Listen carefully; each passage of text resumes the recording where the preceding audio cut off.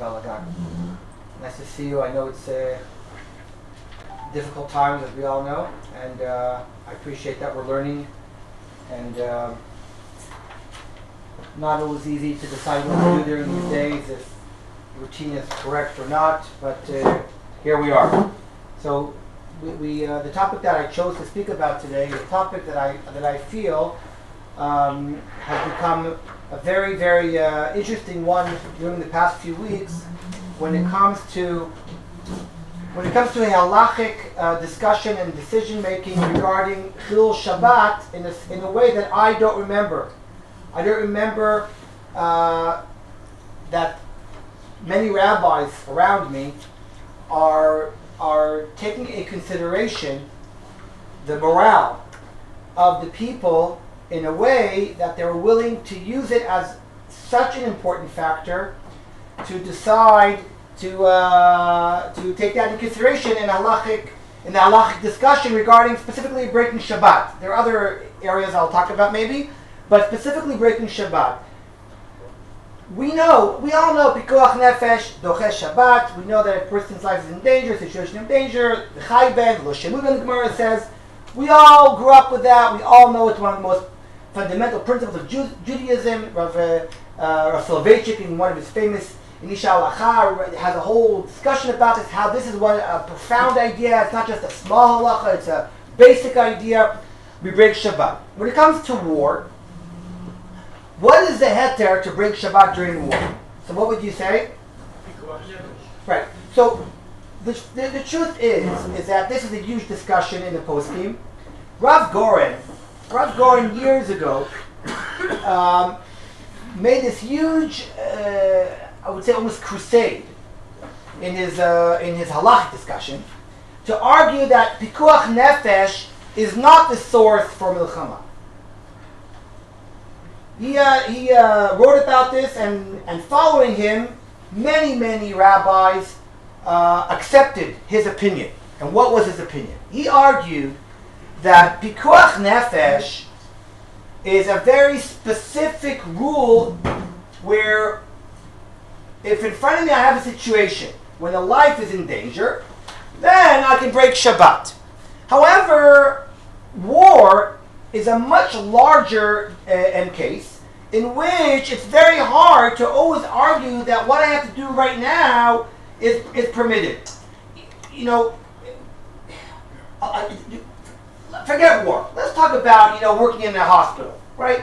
So working in a hospital, we know it's very difficult for doctors, nurses, to always know exactly what they are now performing. Is that really Pikuach Nefesh? How far back do you go, right? How far do I say, well, if I don't do the stitches right now, in Alon Shut where I live, there are two doctors that do stitches. One does it on Shabbat, one doesn't. So you have to know who to go to, right? But one says, listen, you can wait. If it's not, life is not in danger, so you get a scar.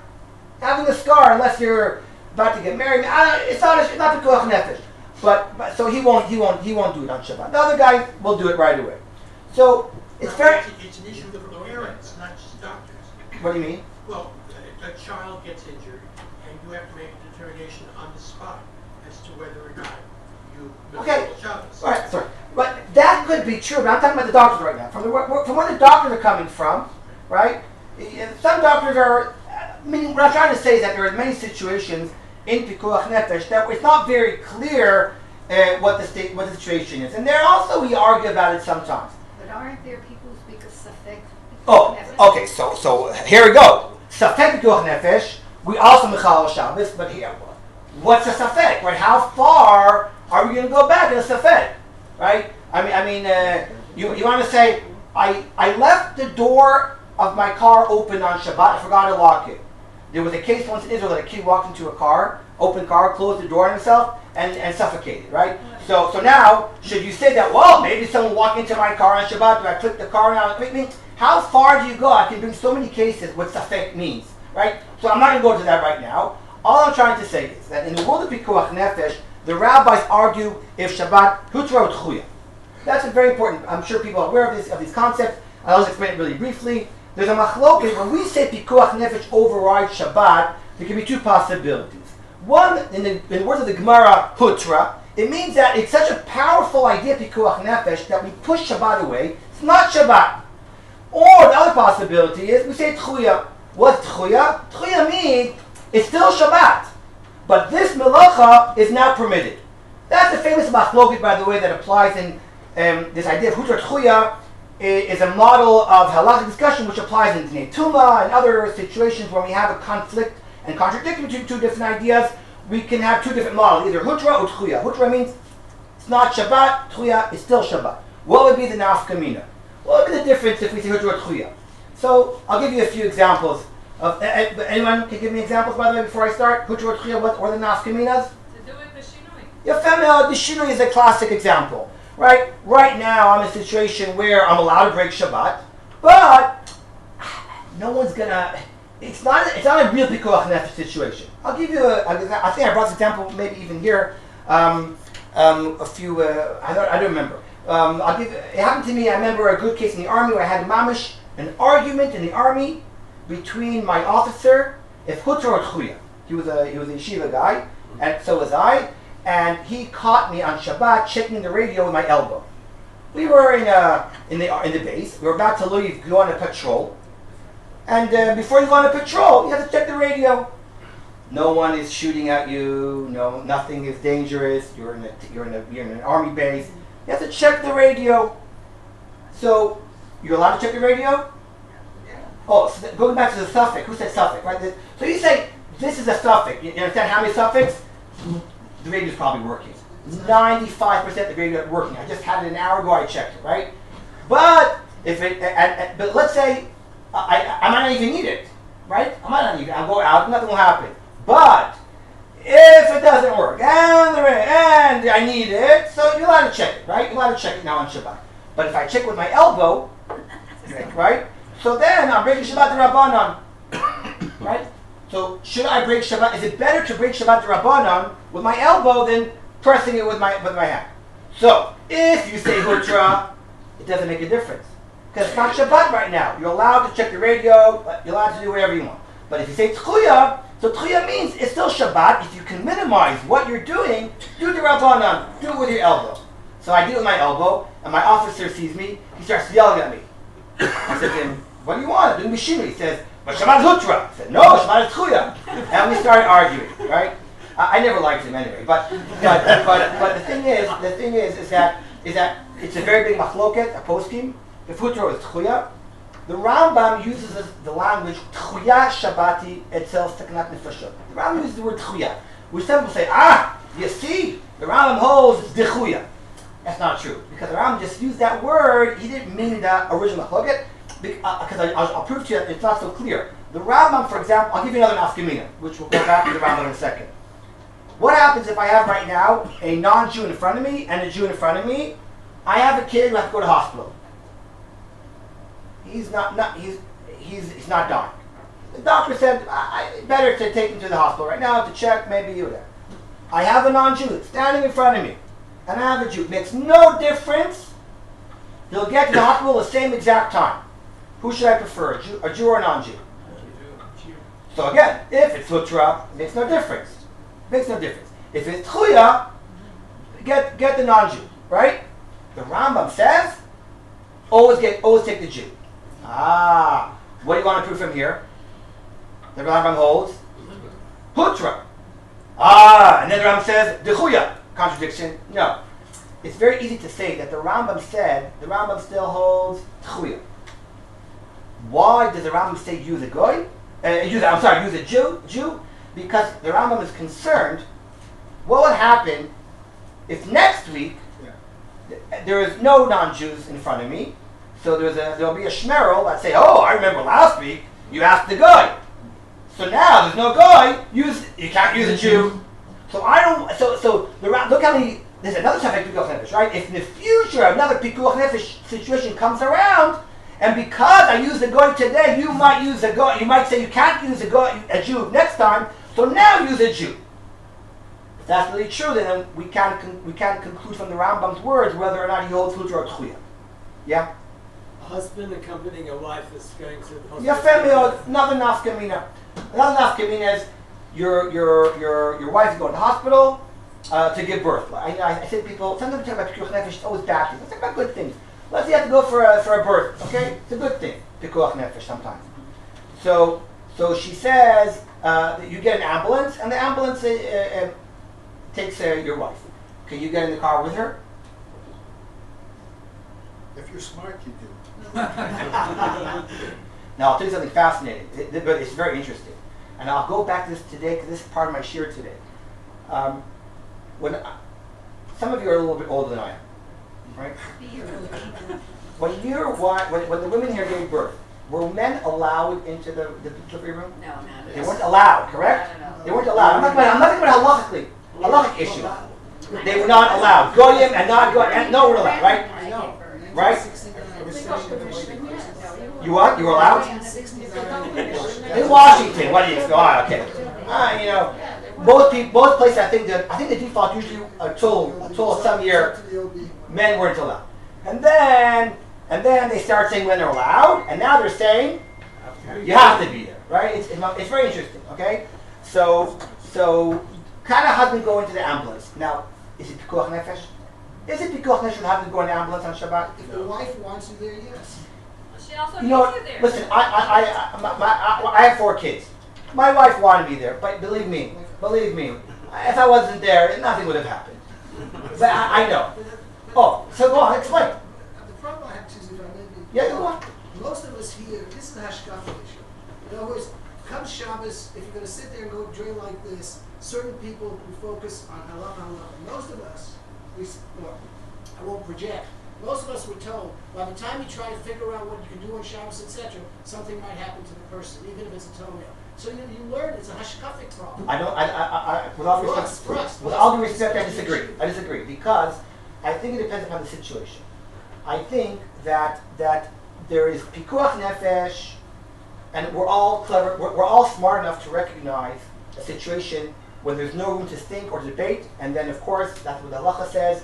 If you think about it, you're an idiot. If you think about it, you're shvech damim. If you think about it, you're wrong. I think if chas v'shalom something happens right in front of us, you don't think. I agree with you. I think we're all hopefully clever enough to realize that, right? I think people are. I think when there's a situation that you have to break Shabbat, there's no question. Then we don't think about all these things. But I think that there's a whole world out there. I would call it a routine pikuach nefesh situation. Doctors in hospitals, chayalim in the army, not in wartime, where there's a routine that Machon Somet. Take Machon Somet. Right, Machon Somet, who invented all these grama machines. According to you, why did they create these grama machines? Why create grama machines? I don't understand. I don't understand your response, but that's okay. I'll explain to you why. You right away jump to soldiers, etc. I'm talking about those of us here many of us were raised. We weren't raised, at least to sit there. At least I wasn't to sit there and say, at what level pikuach nefesh is this I can do? I was raised not that you right away Mechal Shabbos, but if there's any doubt or anything, you go. It's a lot. I agree. I wasn't talking about that then. So I never talked about that. I didn't talk about that. If your wife has to go to the hospital, you go to the hospital. I'm asking, do you get in with her? If there's 3 Hatzalah, 3 Most Amot. of us were told by our rabbis, the answer is unequivocally yes. I didn't say no. Right. I'm asking the question though. I'm asking why is that true? Wait, you're saying unbelievably no. I'm challenging you. Why is that true? I'm not getting upset. It may make a difference for the wife. So that may be an answer. Fine, but I'm trying to go into the depth of the question. Why did the rabbi say that to you? What? If you think about it rationally, calmly, you'll understand that is not clearly. That's not so simple that is direct pikuach nefesh.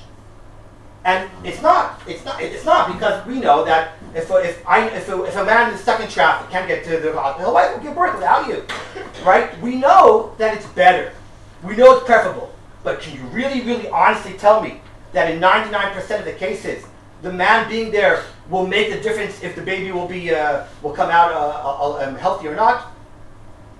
The rabbis allowed it. Why? Why do rabbis allow it? Because the rabbis take into consideration, and this is part of my shir today, that pikuach nefesh does not always begin and end with exactly the idea of direct pikuach nefesh. Right. The rabbis take in consideration that pikuach nefesh also has to do with a mental statement, with a mental, that's where I'm going right now. Meaning, what you said before, I want to explain. I want to explain why the rabbis always told you that. I want to explain why we have to understand that there are different types of pikuach nefesh, and they're not all the same. And that when the rabbis came along, before I said that, I wanted to say, theoretically, people would argue that the nafkamina of a man following a wife to hospital would be hutra and tchuya too. That's the classic idea. If you say tchuya, you shouldn't go. If you say hutra, you're allowed to go. There's a famous Maggid Mishnah like this that brought in the Rambam, that people say that the Maggid Mishnah uses the language that you're allowed to do whatever you need for the sick person.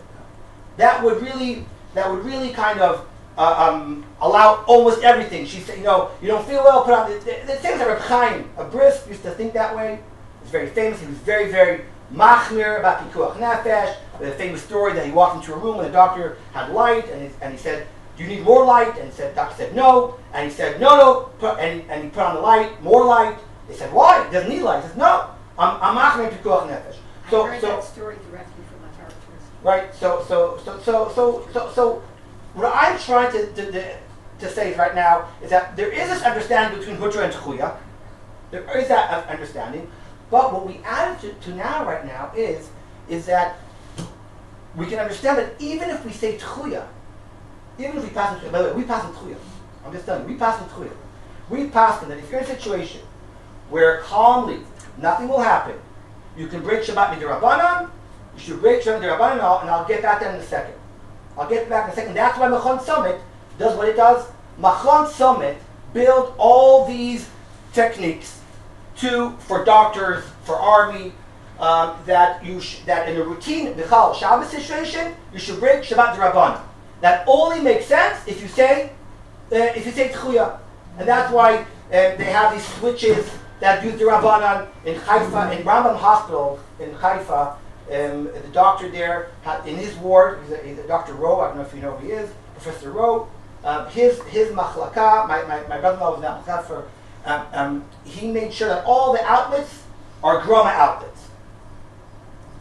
Why? Because he said this way, I do the Rabbanans on Shabbat. That only makes sense if you pass in Tchuya.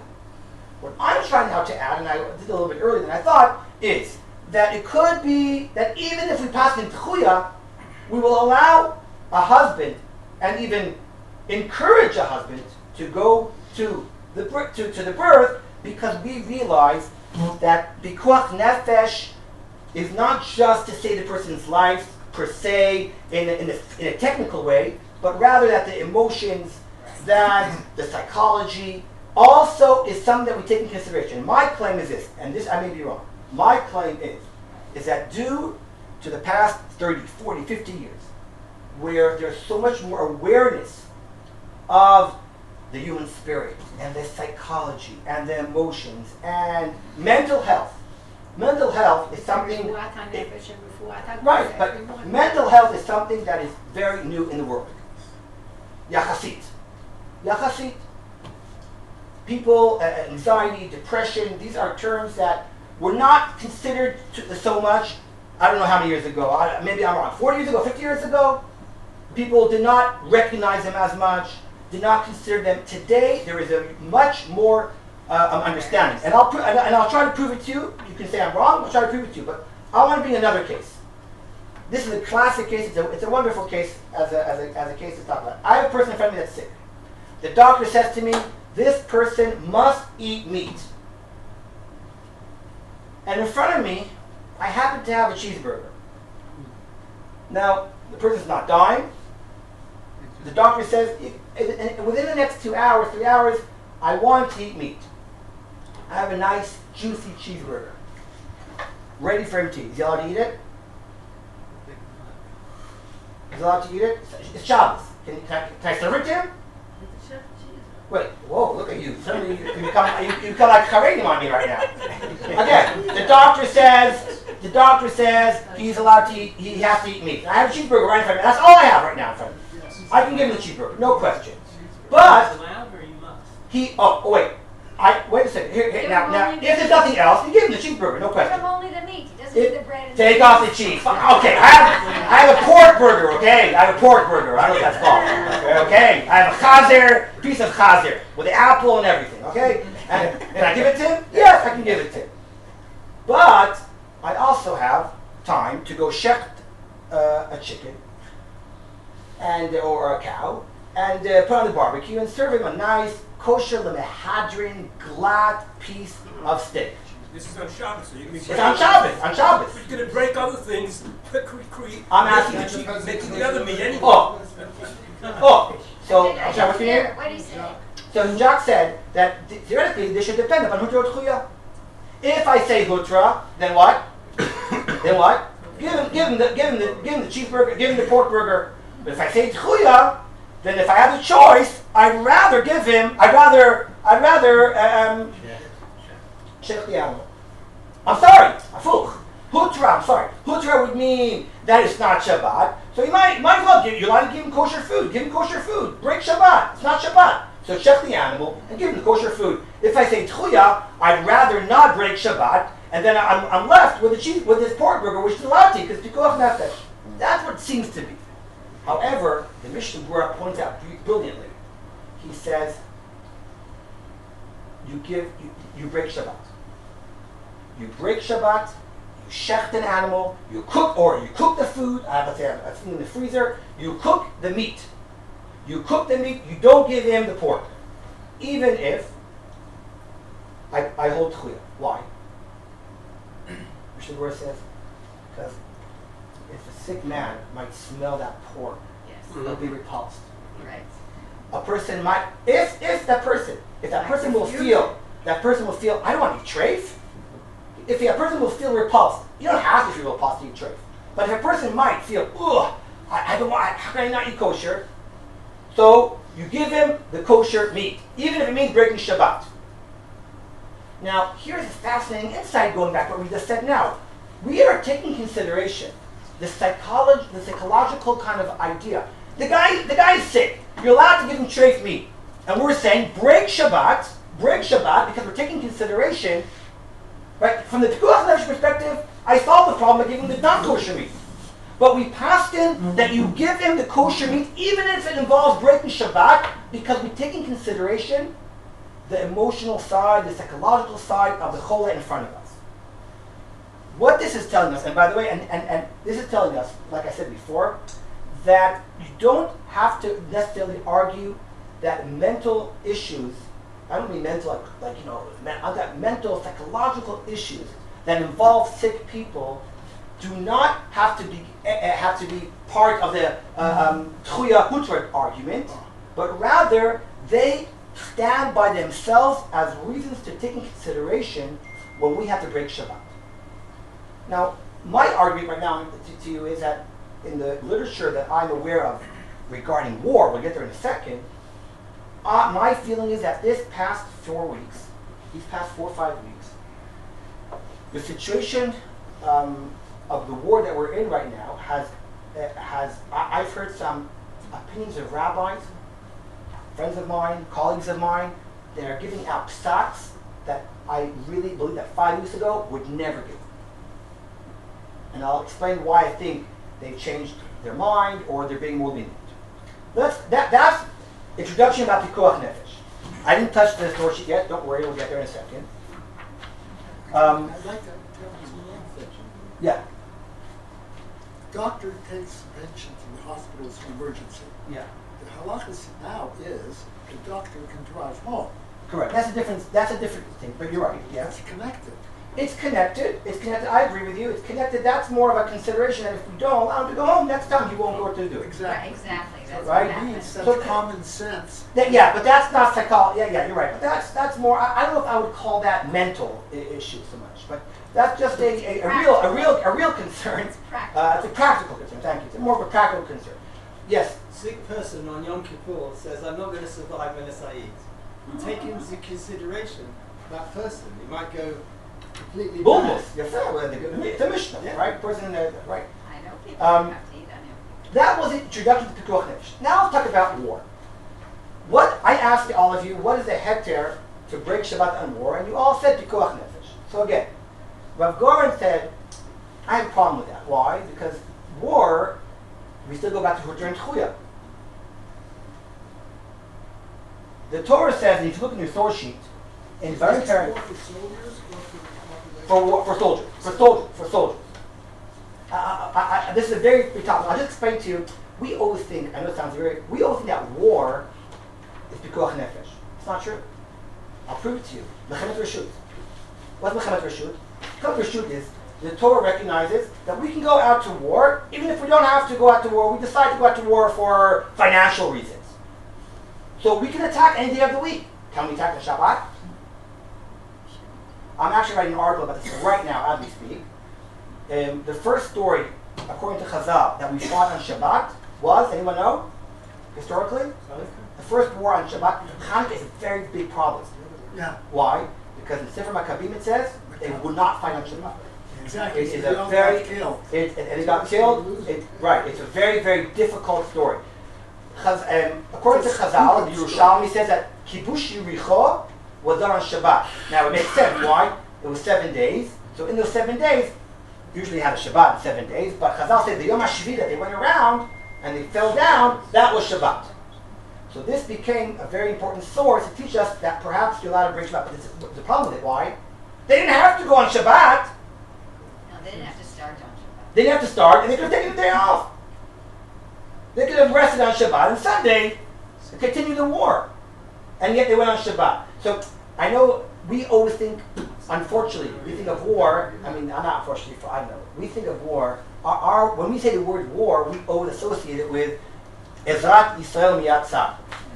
That we are going through Pikuach Nefesh reasons. No one wants to go to war.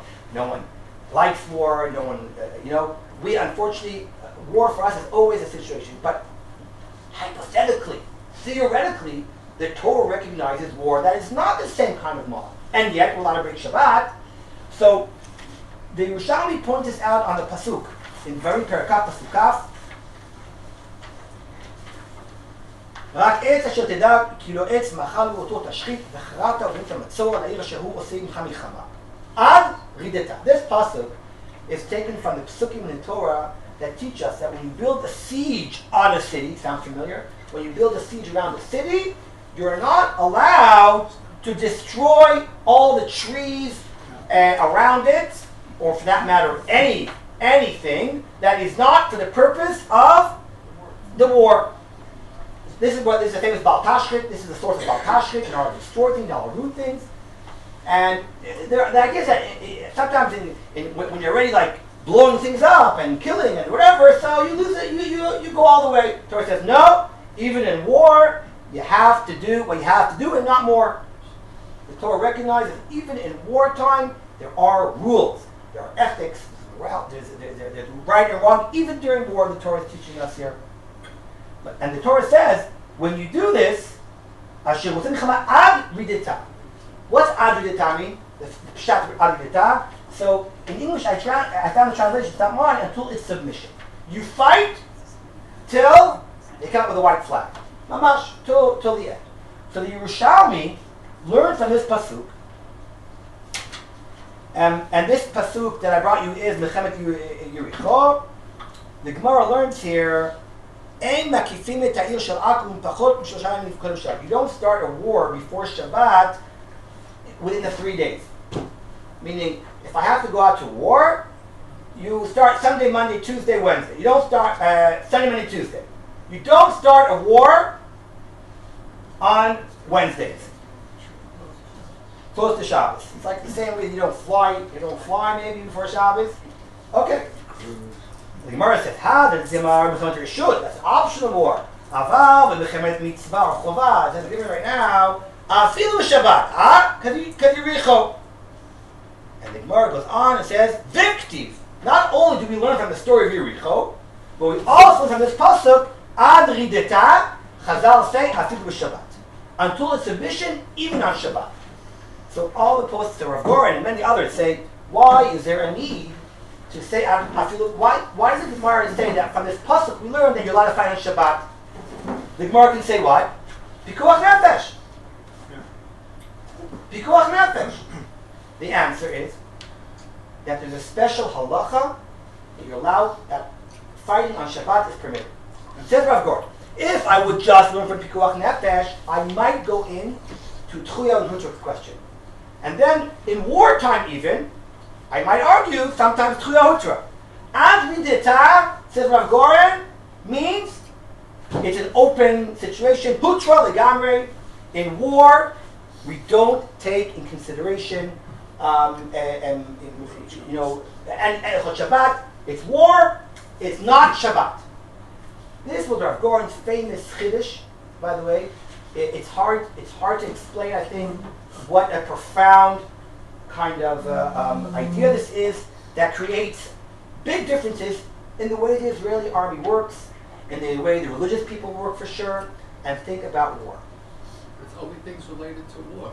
So now I'll give you an I had a example. funny situation when I was in Tidorut. They took us on Shabbos somewhere, and some guy lit up a cigarette. He says we're allowed to. Right.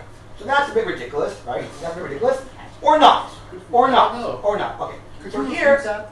yeah. What he said, we didn't. Yeah, he said that the guy smoked on Shabbat He because says he we're said, allowed, it's war, we're allowed. it's war.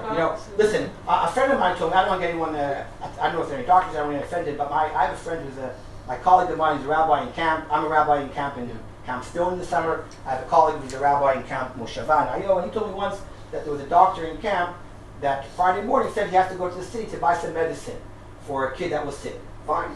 So they said fine. So he sees Shabbat's in 5 minutes, and he sees the doctor get into a car.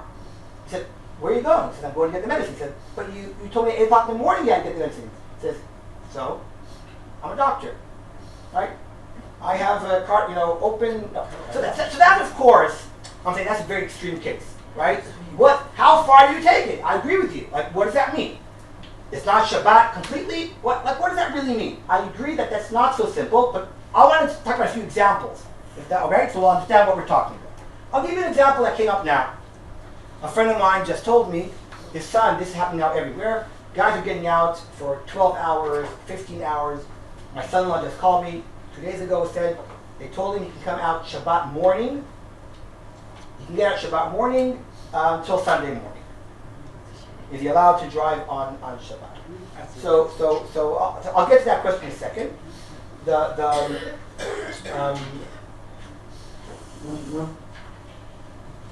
I'll get to a little different question that came up. Mamash at the beginning of the war. My friend told me his son is came out a minute before Shabbat, walked into the house, and he's leaving Motzei Shabbat right away. What do you do about washing? What do you do with washing? So Washing's clothes. washing his clothes. Yeah.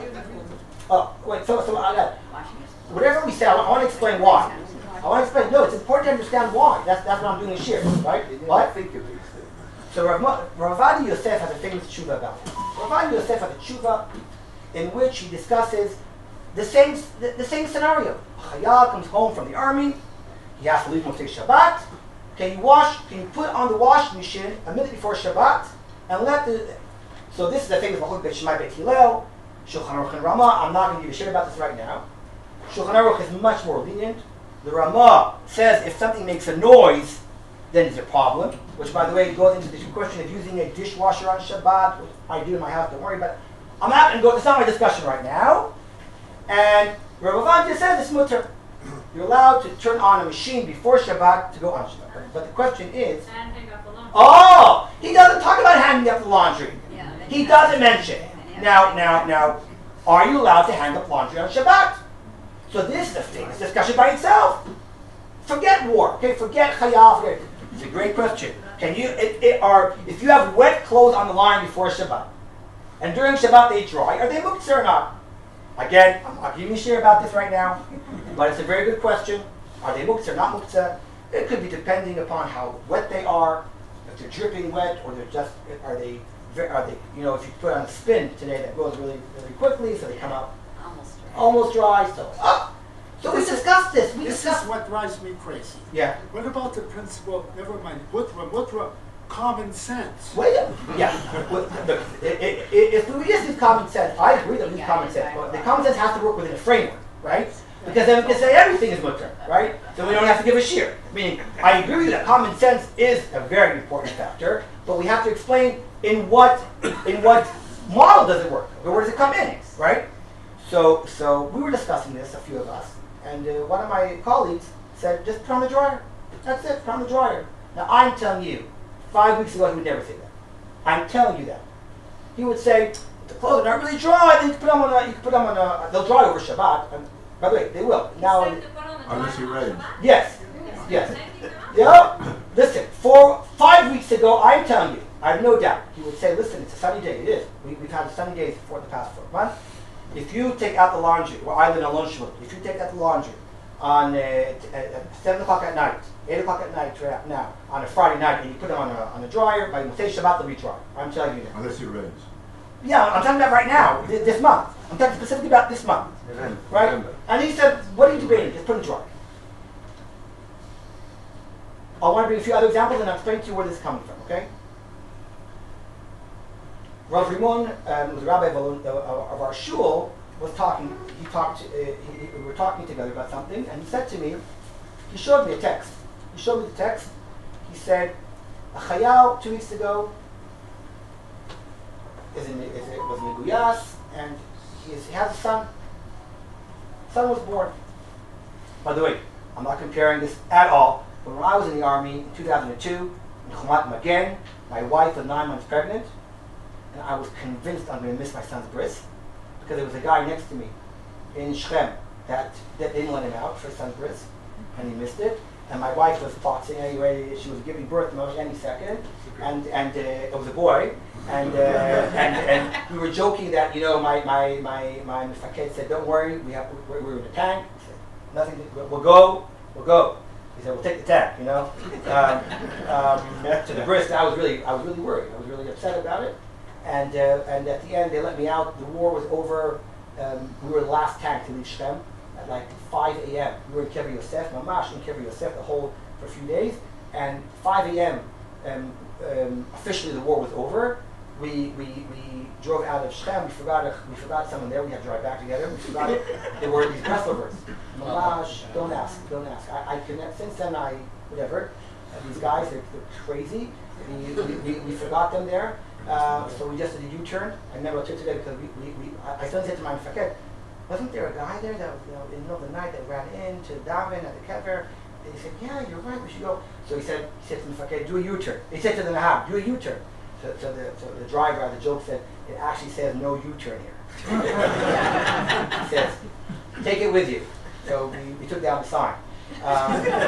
Anyway, there was no sign afterwards anywhere there. But anyway, and at 6 o'clock, I left. And I got home, and my wife had a baby that week. So I made it. So I remember the concern. So this guy told Rav Rimon, my wife gave birth, the bris is Shabbat morning. And the army said, you can go for the bris. You can leave Friday night, 10 p.m., and be back 9 a.m. in the base. Can I go? Can I go to the bris? What did your wife say? No, this is not my wife. This is now happening. This happened right now. This happened 2 weeks ago. Now, with all the common sense, Phil, with all the common sense, It's what you're leading up to. Okay. The impact I was so. okay, yes, I'm getting there in a second. I'm getting there. I'm building this. You're right. But I really want to ask you, would you think normally we would allow a chayal to go on Shabbat? I know it's a bris, it's very important. Would you think we would never allow it in a million years? Yeah. He said to him, you can go. Why? Now here's the question, why? Why did he allow him to go? Anyone? So, Because of his yeah, feelings. Because we are taking into consideration His that feelings. morale is important in war. Now I will say more than that. I believe that during this war, we are taking morale more into consideration. I think the beginning point of this specific war, it's not just that we always take morale this way. This specific war, we were so down, so humiliated, so embarrassed, so feeling low, And everybody has that to do it on everyone Shabbat. thinks that morale here, boosting morale, is pikuach nefesh matter. He said to him, you can go to the bris, because I think that if you don't go to the bris, if you don't go to the bris, and you go into the war the next day, thinking that you missed your son's bris and thinking about that and it'll bother you, then that's not worth it. So he showed me that the guy wrote him a text. He said, thank you very much for the hectare, but I decided not to go. Wow. I said, keeping Shabbat is more important for my morale, and I will one day explain to my son why I didn't go to his place. Right? Yeah. Yeah. I know another story like that. What did his wife think about it? Yeah, that's Listen, that's between him and her. And I think that's something very, everyone has their own relationship between their couple. It could be that a person would say, I know my wife, listen, I've heard many stories this week, I'm sure you've heard stories too. I heard a story about now a guy also, same thing, getting out of the army a few hours, his parents picking him up, and he asked a rabbi, is it okay if my parents come to pick me up, or should I basically wait till Shabbat is over, and I'll have less 5 hours at home? I'll be home, but less. So the rabbi said, yeah, they can pick you up early. And the parents said, we're not doing it. The parents, with the soldier, they wasn't like against him. They said, listen, we want our son to come home alive. We feel that protecting him the best way is keeping Shabbat. We're not going to break Shabbat for him. I'm not going to people, I'm not judging people. Right? You can't judge. I'm not just, my friend last Shabbat, this past Shabbat, who's a big Talmid Chacham, who wrote many Sfarim, you know his name probably, he told me that his son is in Gaza, near Gaza, he's coming out for Shabbat. He has a ride to Beersheba. Shabbat morning at 10 o'clock. And he has to be back in the base Sunday morning. So he went on Shabbat to drive his son. So we were joking about this, that he took an electric car. We have our neighbor lent him his electric car.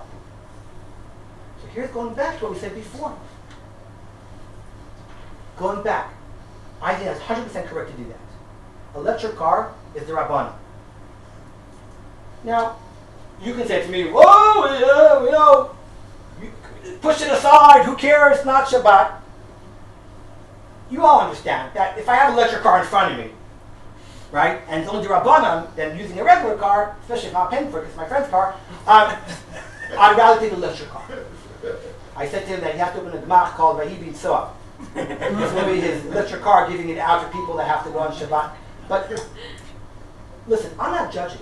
I'm just trying to show that during this war, we are taking in consideration that morale, and this goes back, I think a few weeks ago I gave a share about Yom Kippur War, about so in the Yom Kippur War, I think to my knowledge, it was the first time that Rav Goren's hectare of Hutra was used in consideration of morale, specifically about bodies.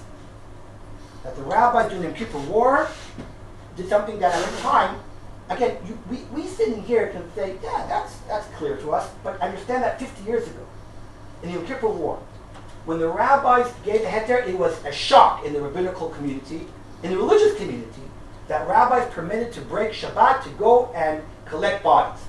Today, no one even thinking about it. But when they first did it, they did it because they felt that if guys see their friends lying in a ditch there for hours, not being collected, not being cared for, it'll harm morale. Now again, for us today, that's such a simple thing, right? I'm telling you now, I read the testimonies, I read the stories of what went on then. Many religious people did not agree at the time. Their mind was very different than it is today. They didn't see it the same way as we see it so simple today. So today, I think we are much more aware of the atmosphere of boosting morale and how important it is that we will now take that into consideration much more and permit that much more in the order in the cases of breaking Shabbat. I have on your sheet, if you look at it, you can see that on the other sheet, on the other side, there's a story from the book of Maccabim where they did break Shabbat to collect bodies, they didn't break Shabbat to go to war, and you have Rav Goren who gives his psak about moving bodies on Shabbat around the Yom Kippur War period based upon this idea. So my feeling is that we are taking today in consideration much more than we ever did before the importance of boosting the morale as a reason for us to break Shabbat. I want to give you one more story that was exactly. Excuse me. Yeah. But how do you connect it to a halacha period? I'm a psychologist, etc., etc. And you know the morale can be all kinds of things. You have a point with your wife's stom, doesn't have to be so dramatic. And you know, where is it is actually a source Yes. that you're building this whole thing on, which I Yes, sir. understand. Very simple. I said Rav Goren's heter of Aviad Tabori. That's exactly the source. Aviad Tabori is telling us that there's a special halacha that permits breaking Shabbat for war and anything that war needs to be successful for victory. Meaning, the goal of war is To win. Anything that is needed under the banner to victory in war would be permitted. If you think that washing the clothes for the Chayab would make him fight better, you wash the clothes. If you feel that let him come out for a few hours, refresh him, meet his family. You know, people spoke about this. I'll give you questions that are coming up one after the other right now. People are asking, I'm about to go into battle. Can I write the last message? I mean, hopefully it's not a last message, right? But before I go in, I want to write a text message to my family. You would permit it. Why? Because you don't want to go thinking about, if something happens to him, I didn't have a letter to my parents, right? So, what we're doing, we are spreading the idea of victory, what we need for victory. That it could be that 40, 50 years ago, we didn't think about these things. We weren't aware of how important it was. People were not, look, I remember, I'm just going to throw out this to you.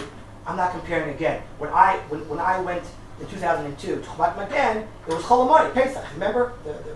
And I remember I was a bit of an idiot then, and I remember I wanted to write something, and it was Chol Hamoed. I don't write. I'm very machber. I don't write Chol Hamoed.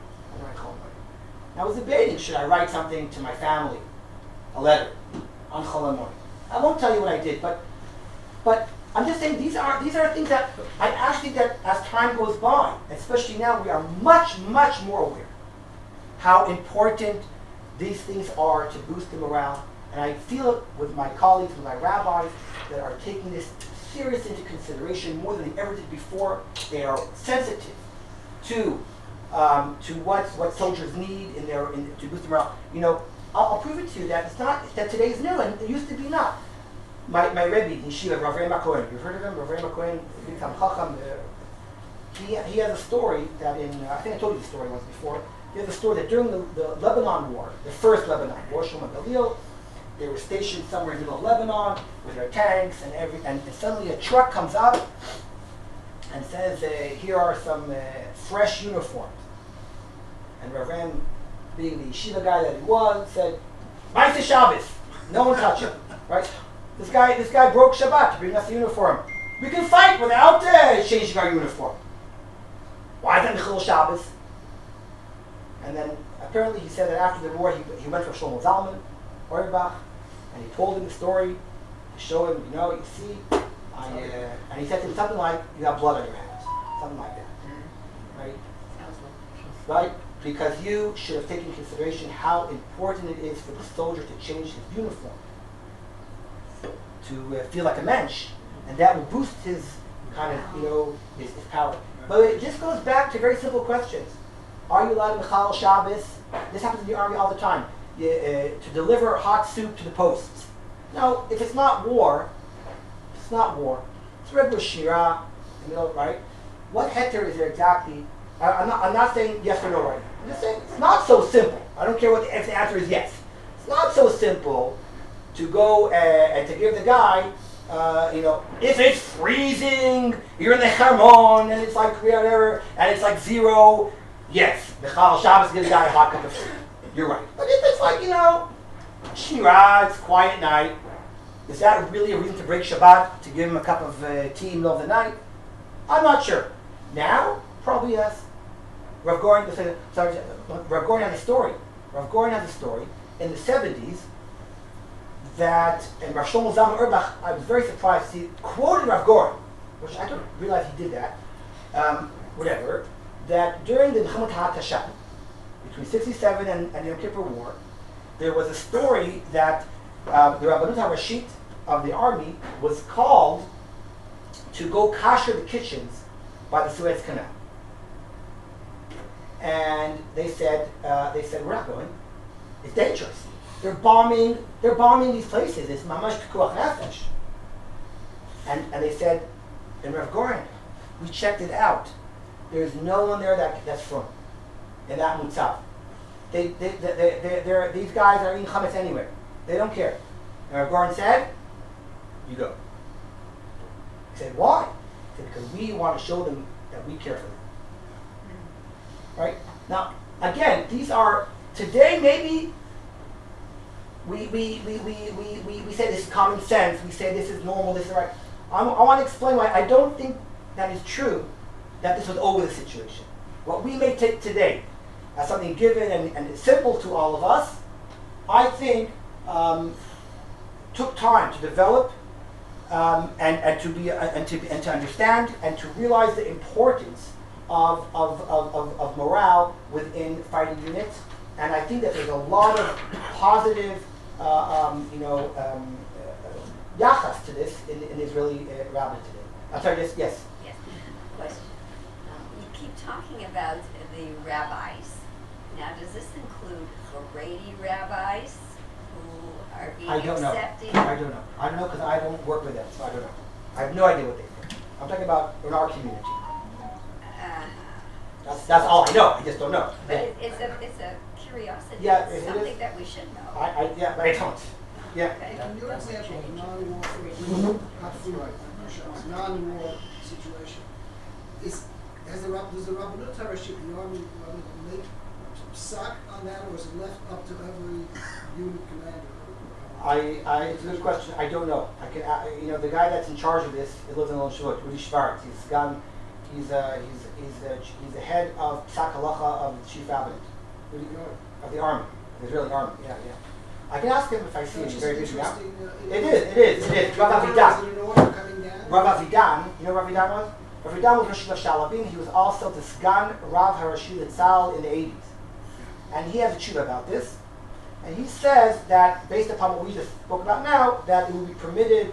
But it seems to me that he was talking more about when it's like more colder situations, meaning it's a bit more clear. I think there's a great area when you have to make the call. Just like a doctor has to make a call sometimes, so does an army. There are great areas. There are going to be very extreme cases where obviously not, obviously yes.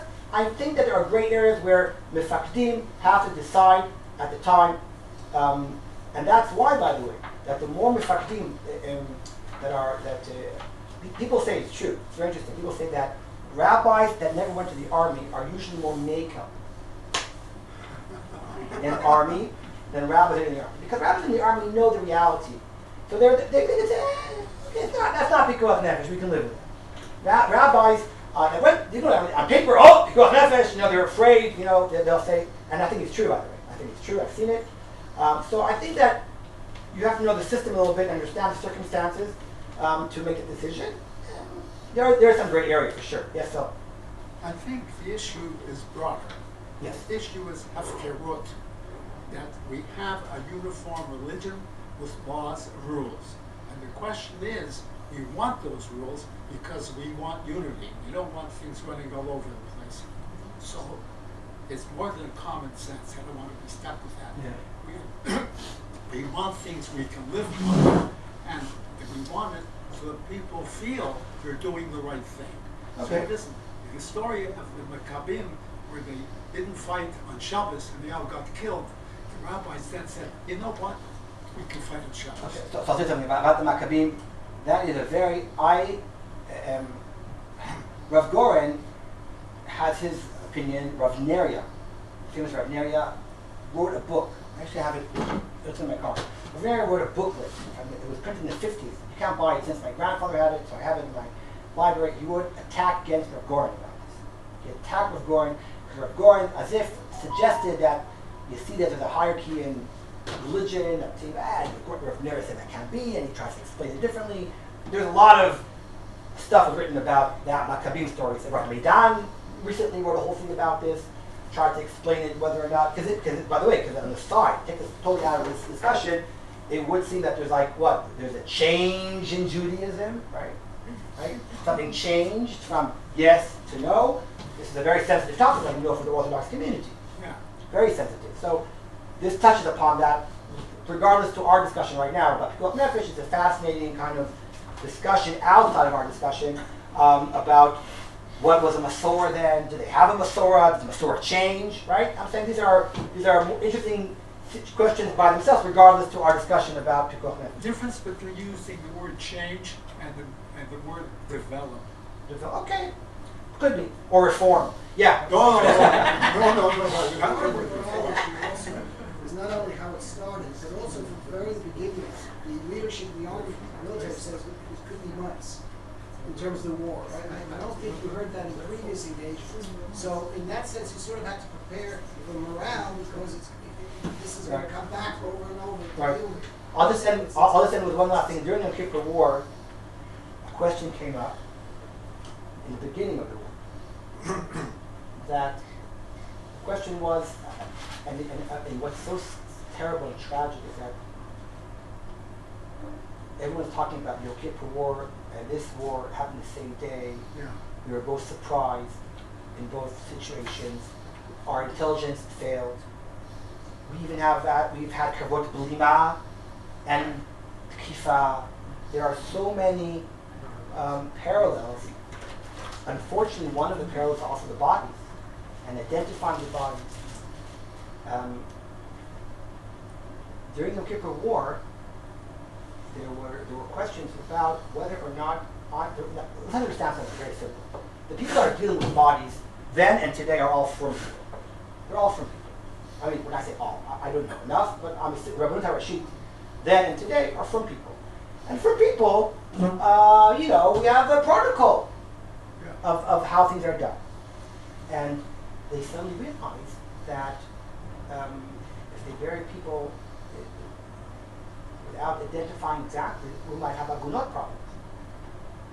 Now today we have DNA and all that stuff in the 70s. They didn't have all that. And the question is, can you Mechalel Shabbos take records in order to think about that this might prevent agunot questions? That question was asked to Shlomo Zalman. Shlomo Zalman Auerbach was asked that question. You can break Shabbat, and he already then realized that agunot is a huge morale issue. Now, think, this is not morale during the war. This is morale with the end of the war. And he addressed this topic of Shlomo Zalman. And obviously these are very, very sensitive questions, but again it shows, and Phil mentioned common sense. Rav Lichtenstein, I'll finish. Rav Lichtenstein has a famous article or sikha that he gave, it was printed up, about Das Torah. And in it, Rav Lichtenstein said very famously, he said, I can live with Das Torah as long as people have Das. What we call common sense. And then he said, if all the rabbis had the Das of Rav Shlomo Zalman, I'm willing to talk about Das Torah. And just as Rav Shlomo Zalman Auerbach was someone that, even then, 50 years ago, had the sensitivity to understand. He didn't go to the army, but he had the common sense and sensitivity to understand that these issues are pikuach nefesh matters and have to be taken in consideration when we make thoughts in these matters. Thank you very much.